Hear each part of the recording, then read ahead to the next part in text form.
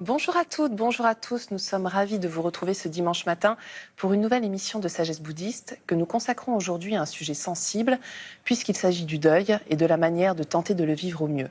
En effet, il semblerait aujourd'hui que la mort soit devenue tabou, que l'on vit le deuil en silence alors que les répercussions de cette blessure se font sentir tout au long de la vie. Qu'en est-il alors de ce long travail de cicatrisation? Quelles en sont les principales étapes? De quelle manière l'entourage peut-il aider? Je vous propose d'accueillir pour en parler notre invité, Christophe Forêt. Christophe Forêt, bonjour. Bonjour. Alors vous êtes psychiatre et psychothérapeute. Vous pratiquez le bouddhisme dans la tradition tibétaine Kagyu depuis une vingtaine d'années. Et vous avez publié un certain nombre d'ouvrages, dont celui sur lequel nous sommes basés pour préparer cette émission, Vivre le deuil au jour le jour, chez Albin Michel. Merci beaucoup d'être avec nous aujourd'hui. Alors, première question assez personnelle, pourquoi est-ce que vous avez décidé de vous atteler à un sujet si sensible, Christophe Forêt ? Tout a commencé avec mes études de médecine, à la fin des études de médecine, avec l'épidémie de sida et la confrontation avec la fin de vie. Et donc, les soins palliatifs, l'accompagnement après du cancer, du concept de soins palliatifs dans les unités qui venaient de se créer à cette époque-là. Et donc, nécessairement, la rencontre du deuil des personnes qui restent après la perte d'un être cher et donc qui doivent se reconstruire. Donc, je me suis focalisé sur ce processus spécifique de reconstruction après la perte.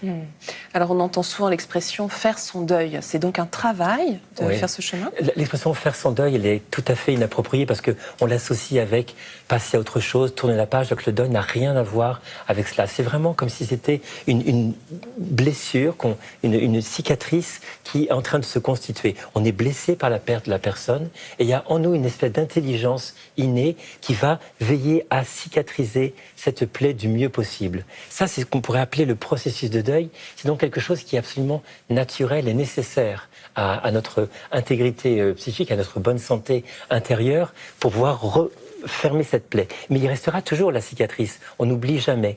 Et donc le processus naturel, ça c'est le deuil, et tout ce qu'on va faire en sorte pour accompagner la blessure, les soins, les pansements, ça c'est le travail de deuil. Donc le travail de deuil, c'est quelque chose qui est conscient, qu'on décide de faire pour accompagner un processus qu'on ne décide pas. Alors le chemin est parfois long, il comprend plusieurs étapes. Il est très long. 4 étapes, je crois. Quelles sont-elles, Christophe Forêt ? Alors, grosso modo, les 4 étapes, c'est la phase de choc, de sidération, les premiers jours, les premières semaines. Vraiment, c'est tellement soudain que notre esprit va fabriquer une espèce d'airbag entre la souffrance et soi-même. Donc, on est étonné un petit peu de fonctionner de façon protégée, comme anesthésie, un peu comme un hors de la réalité, et qui permet donc d'avancer un peu. Mais rapidement, après 1 ou 2 semaines, on entre dans une phase de fuite et de recherche. Fuite de la souffrance, parce qu'on sent ce tsunami de souffrance qui arrive, mais on s'imagine que si on court assez vite dedans, on va ne pas être rattrapé. Donc on est dans une espèce de tension qui va nourrir la recherche. La recherche, c'est « je veux retrouver dans le monde cette personne que j'ai perdue. Je veux la retrouver, je veux la voir, donc je mets les photos partout dans la maison. C'est normal. J'ai besoin de l'entendre. Parfois, je continue à payer la messagerie téléphonique pour entendre sa voix. C'est normal. J'ai besoin de toucher ses vêtements, de mettre ses pulls, de toucher, sentir le doudou. C'est normal. Toutes ces choses-là qui fait qu'on a envie encore et encore de parler de la personne et que de la personne, tout ça est normal. Les proches au début acceptent bien, mais cette période dure pendant 6, 8, 10 mois. Et elle est pourtant complètement normale, alors que les proches commencent à dire toutes ces photos partout, c'est anormal, c'est pas vrai. La 3e étape est une étape difficile qui survient à peu près 7, 8, 10 mois après le décès, où là, les airbags ont dégonflé et on rencontre de façon crue, difficile, âpre, la réalité. Et c'est là le vécu du manque, de l'absence, avec un grand A. Ce qui fait que les gens ont l'impression qu'ils régressent, qu'il y a un décrochage et que c'est anormal, alors que c'est complètement normal. Et ça, on ne le sait pas. Il est complètement normal, prévisible, nécessaire, qu'il y ait vraiment ce décrochage qui, c'est vrai, il a une tonalité dépressive. C'est pas une dépression, mais il a une tonalité dépressive. Et ce vécu douloureux, difficile, de manque, où on perd le sens des choses, de son existence, surtout si on a perdu son enfant, son compagnon, peut durer assez longtemps, ça peut durer plusieurs mois, jusqu'à ce qu'il y arrive la 4e étape, mais qui survient parfois 2 ans, 3 ans, 4 ans après le décès. C'est important de voir le deuil aussi long, c'est normal. Et cette 4e étape, c'est un temps où on se redéfinit par rapport au monde. Qui je suis devenu maintenant? J'ai une autre identité, j'ai une autre façon d'interagir avec les gens. Mes valeurs sont différentes, etc. Une autre redéfinition de soi par rapport à la personne qu'on a perdue. On est passé d'une relation extérieure, objective, à une relation intérieure, plus intime, avec une présence qui n'est pas liée au fait que je t'entends, je te vois, mais liée au fait que je te sens à l'intérieur de moi, et ça, tout le reste de mon existence. Et le troisième mouvement de cette 4e étape, c'est une redéfinition de soi par rapport à soi. Qui je suis devenu maintenant par le fait d'avoir perdu cette personne, par le fait d'avoir aimé et été aimé de cette personne-là qui a disparu et que maintenant, des années plus tard, moi, je continue mon chemin. C'est une transformation très, très en profondeur qui s'opère à ce moment-là. Alors, vous mentionniez les proches. Quel peut être le rôle de l'entourage? Est-ce qu'il y a des questions essentielles que l'entourage peut poser pour aider, justement? L'entourage a une place énorme. Il y a 3 questions importantes à poser. C'est: qui as-tu perdu? Parle-moi de cette personne et parle-moi de la relation. Et là, ça va faire venir les larmes, la souffrance, mais c'est important de revenir encore et encore sur qui ai-je perdu. Quand je dis encore et encore, c'est pendant des semaines et des mois, voire des années. La deuxième question, c'est: raconte-moi ce qui s'est passé. Et c'est important que la personne en deuil puisse raconter le récit de ce qui s'est passé. La maladie, l'accident, le suicide, etc.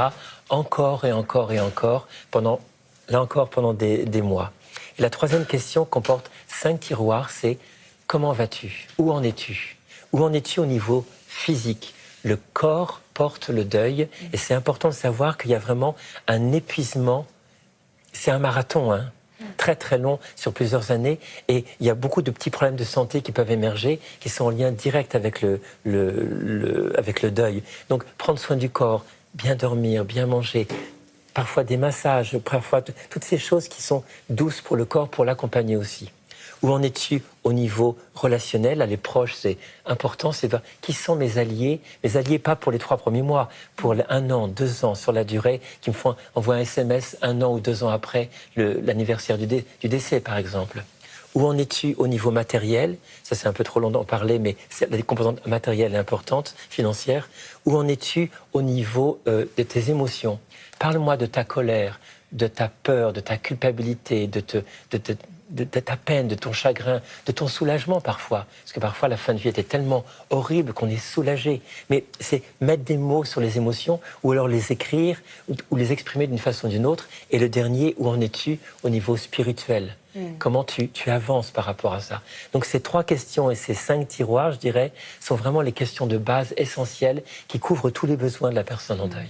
Et donc, vous l'avez souligné, c'est important de le dire, il faut que ces questions soient présentes aussi pendant un certain temps, parce que souvent, des personnes qui sont touchées par le deuil disent on a l'impression qu'on ne parle plus de telle ou telle personne, comme s'il n'avait jamais existé, finalement. C'est essentiel, Aurélie. Ça, les proches qui accompagnent quelqu'un en deuil doivent savoir qu'ils doivent dire le prénom de la personne. 1 an, 2 ans, 3 ans après. N'ayez surtout pas peur de parler de la personne décédée, parce que les proches disent non, on veut pas qu'il y pense.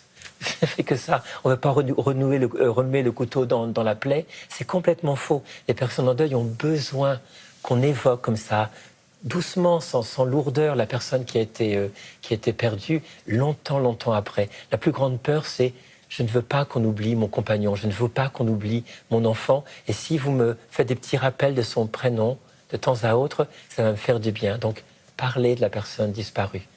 Ce n'est pas besoin d'être lourd, ça peut être très léger également. Alors, revenons maintenant sur l'aspect spirituel que vous mentionniez.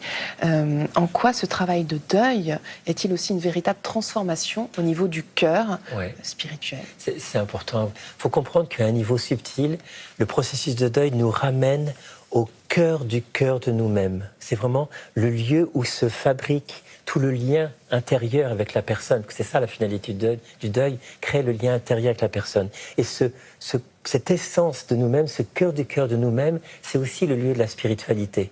Et tout l'enjeu du deuil aussi, c'est de préserver ce lien, moins la souffrance au fil du temps, et on préserve le lien avec la personne. C'est le lieu qu'on rencontre aussi quand on est un lieu qu'on rencontre dans la méditation, par exemple. Quand on est qu'on pose l'esprit, notre esprit spontanément va dans ce lieu de l'intérieur de nous-mêmes.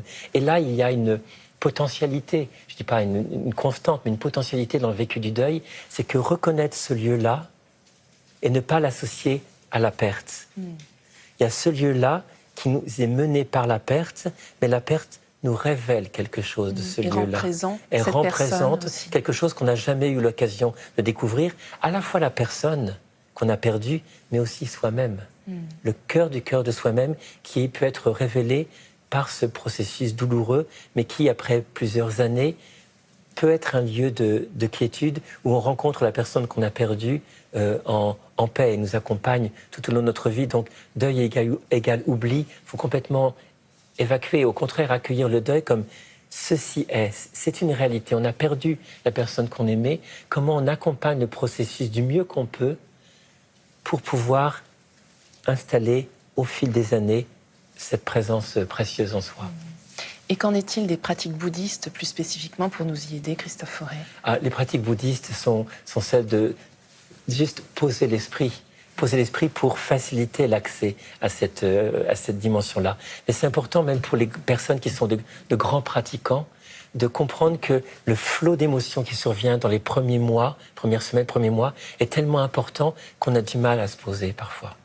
Il faut être un très, très, très, très grand pratiquant pour arriver à poser l'esprit alors qu'on est submergé par la détresse, le manque, l'absence. Mais ce n'est pas antinomique. Mais néanmoins, juste du mieux qu'on peut, poser l'esprit, ouvrir le cœur aux émotions qui s'élèvent et les rencontrer telles qu'elles sont. Pas chercher à transformer, pas chercher à s'opposer à, laisser faire, laisser aller, laisser couler. Ça, c'est presque la seule approche intérieure nécessaire. Après, il y a tout ce qu'on peut faire pour l'autre personne. Se pacifier. Vous nous en dire un mot ? Oui, se pacifier soi-même. Si on considère qu'il y a une continuité de la conscience après la mort, ça invite l'autre personne à pacifier. S'il y a perception de l'autre personne de nous pacifiant peut la pacifier. Et il y a plein de pratiques dans le bouddhisme tibétain de mettre de la lumière, faire des souhaits, des choses très lumineuses, des lumières de bougies, des offrandes de bougies, quelque chose de très très lumineux pour inviter la personne à poursuivre son chemin et la laisser partir. Parce qu'il y a tout l'attachement qui est là. Je te laisse partir, je suis dans la peine. Il ne faut pas confondre le processus psychologique qu'on a décrit et le processus spirituel. On peut être dans une peine terrible, un manque terrible, un vécu de l'absence au jour le jour terrible, et en même temps, dans le cœur, dit, voilà, continue ton chemin, et si tu peux rester en lien avec moi d'une manière subtile, s'il te plaît, fais-le. Mais il ne faut pas mélanger les deux chemins, ils marchent main dans la main, mais il y a le processus psychologique qui est malheureusement douloureux en tant que tel, et le processus spirituel. Merci Christophe Fauré. Merci. Et si vous souhaitez aller plus loin, voici quelques livres que nous vous conseillons. Tout d'abord, l'ouvrage de notre invité sur lequel nous nous sommes basés pour préparer cette émission, Vivre le deuil au jour le jour, publié chez Albin Michel. Vous retrouverez une explication détaillée du cheminement du deuil à travers de nombreux témoignages. Un guide psychologique essentiel qui constitue un accompagnement et un grand réconfort pour ceux qui sont confrontés à la terrible douleur de la perte d'un proche. Toujours chez Albin Michel, écrit par Marc Epstein et préfacé par notre invité Christophe Fauré, Se libérer de la souffrance, au-delà de nos peines quotidiennes. L'auteur propose ici les avancées les plus récentes de la psychanalyse en matière de traumatisme, combinées aux enseignements ancestraux du bouddhisme, pour tenter de gérer au mieux les émotions inhérentes à notre vie de tous les jours. Et enfin, Itinéraire spirituel en France, Corps et âme, aux éditions La Martinière, de Noël Ehrenschmidt. Un reportage touchant sur le parcours de différentes personnes que nous côtoyons dans ce que nous avons à la fois de plus intime et de plus universel, la foi religieuse. C'est la fin de notre émission. Vous pouvez la revoir pendant toute une semaine sur le site internet de France 2 en consultant plus.fr. Merci à tous de votre fidélité. Je vous souhaite une très, très belle journée.